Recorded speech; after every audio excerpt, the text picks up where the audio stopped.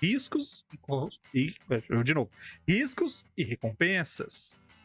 Riscos e recompensas. Se você já jogou qualquer jogo na linha do Tomb Raider, do Uncharted, ou se você simplesmente assistiu Indiana Jones, ou seja, né, você vê que as idades são diferentes para fazer essas três coisas.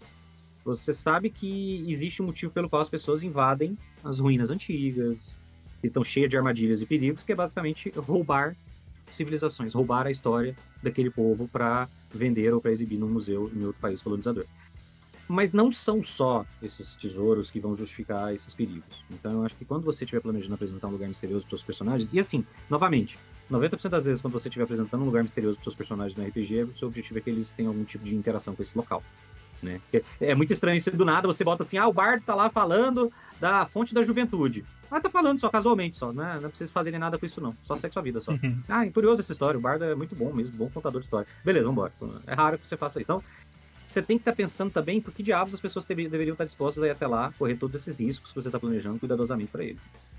O Luiz falou aquela coisa sobre o pós-apocalíptico, eu achei muito interessante, né? Que é tipo, sempre tem uma ruína de uma civilização antiga para as pessoas irem lá, e sempre tem coisas nessas ruínas para as pessoas pegarem, é sempre bom pra caralho, sempre vale a pena. E cara, nem toda tumba vai ter tesouro. Eu acho que essa ideia vem automaticamente na nossa cabeça porque a gente está acostumado especialmente com a mitologia dos ritos funerários egípcios, né?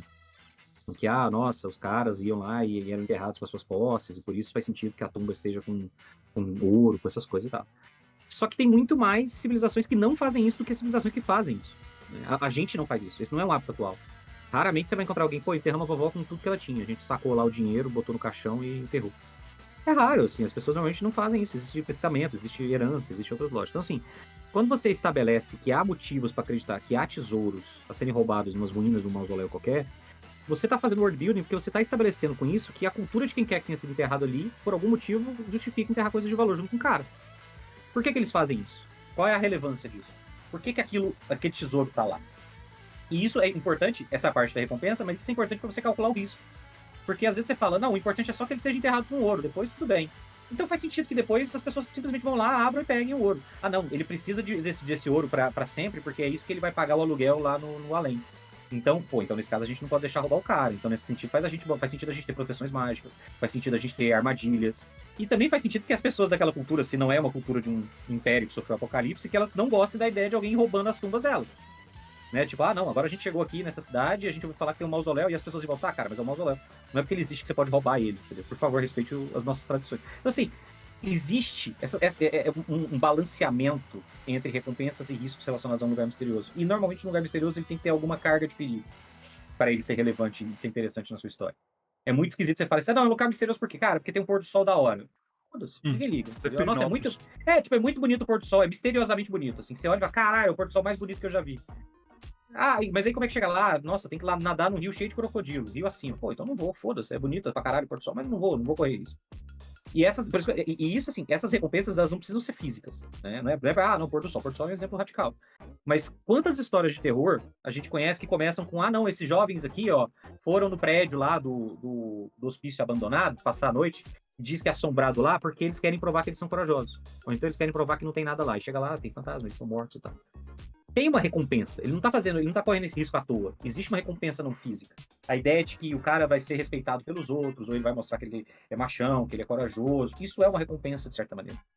Entendeu? Então, assim, pode haver lá no seu cenário, na sua história, um local misterioso que seja parte de um rito de passagem para a vida adulta, de um determinado grupo. Tem uma vila lá, a galera mora numa montanha, perto de uma montanha, e aí quando você tá entrando na vida adulta, você, para ser reconhecido como um adulto, você tem que ir lá e subir na montanha, e passar uma semana na montanha e voltar.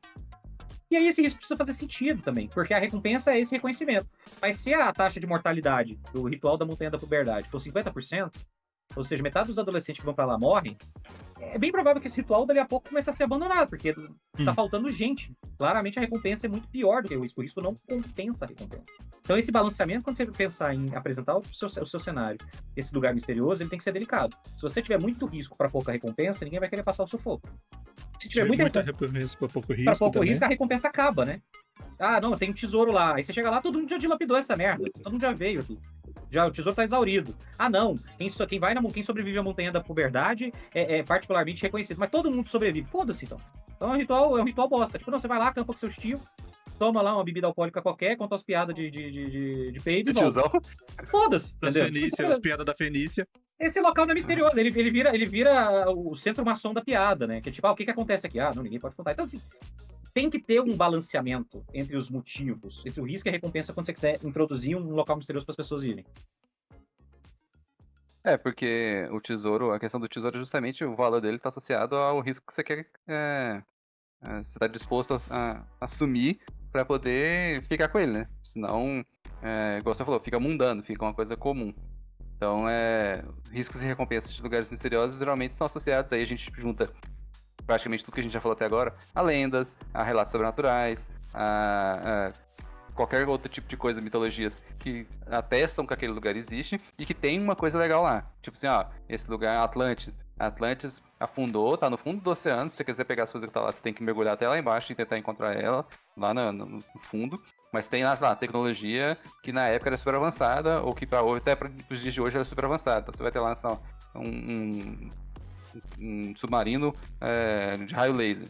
Então você tem várias opções lá de que, diz a lenda, é uma coisa muito, muito valiosa. Então, essas recompensas fazem parte da lenda, fazem parte do relato, fazem parte da mitologia, que é justamente uma das coisas que empoderam essa lenda, é o fato de que tem uma coisa boa no fim desse arco-íris, tem alguma coisa valiosa nessa história toda. E não precisa ser nada sobrenatural, não, tá? Você pode até tratar como sobrenatural. Vai falar assim, tem a maldição da pirâmide, a galera que entra lá morreu, a galera que abriu as primeiras pirâmides. Beleza, só que assim, o troço já tá há 3.000 anos fechado. Você abre o negócio, o ar entra, toda a purulência que tem lá dentro, todo aquele pó microscópico levanta, a pessoa não vê e tá respirando fungo e cálcio ali e vai afetar os pulmões. Aí a galera morre depois de 3 dias. Aí você fala assim, é a maldição do faraó que tá matando. Não, cara, você pode pensar em coisas assim que é pra justificar essa busca, igual os meninos estão falando. E outra, é um algo a mais, né? A morte desconhecida cai naquele... E a gente tá falando, né, de função desconhecida, algo que acabou afetando e você não sabe explicar. E aí isso só atiça. Por quê? Porque todo mundo sabe que tem um tesouro lá dentro, todo mundo sabe que o troço é bom, mas o troço morre e as pessoas realmente morrem. Você tem comprovação que a galera que tentou pegar morreu. Então não precisa ficar só na fase do mistério. Você pode colocar até o troço mais explícito mesmo, né? O Mancini aparecendo aí, ó. Dito isso, o que se faz em um lugar misterioso? Misterioso, cômico de curiosidade, esse é bom, hein? Esse é bom, hein? E aí eu te pergunto, o risco vale a recompensa? Depende, recompensa pra quem está comendo ou pra quem foi lá? Depende, às vezes o cara fala, beleza, qual é o risco? Se tudo for conversado, você sabe, né? Se ambas das partes estiverem de acordo, não tem problema. As duas têm que estar de acordo nesse caso. As duas têm que estar de acordo.